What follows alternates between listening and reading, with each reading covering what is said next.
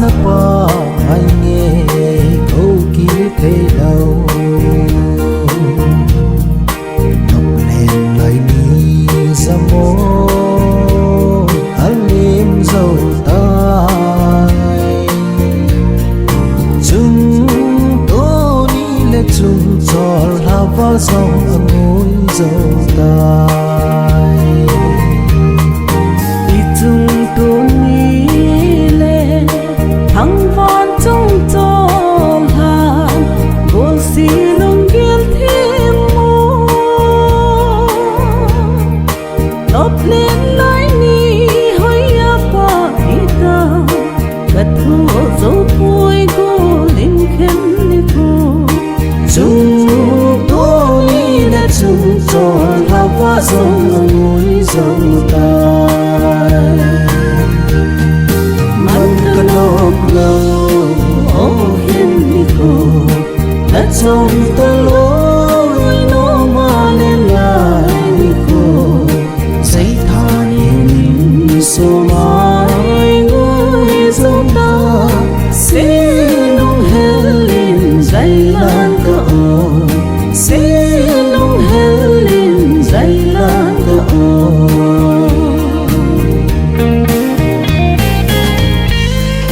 na ding Phat ka kirle lung hel nai lei sit si na ngai nan ki hen hitin ilen naw thang dang zong de kisumel boy de na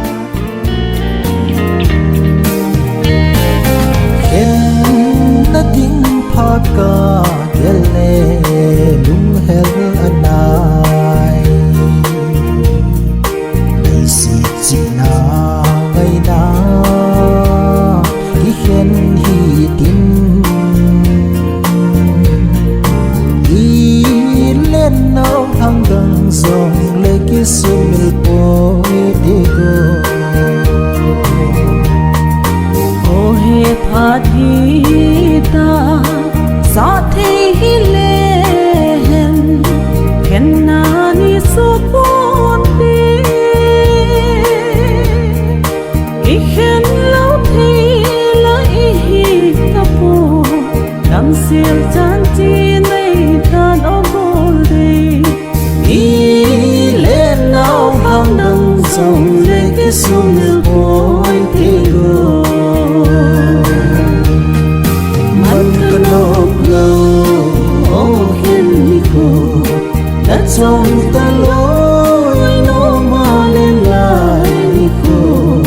giấy tha niềm số mai người dâu ta xin nông hết liền dây lan cỡ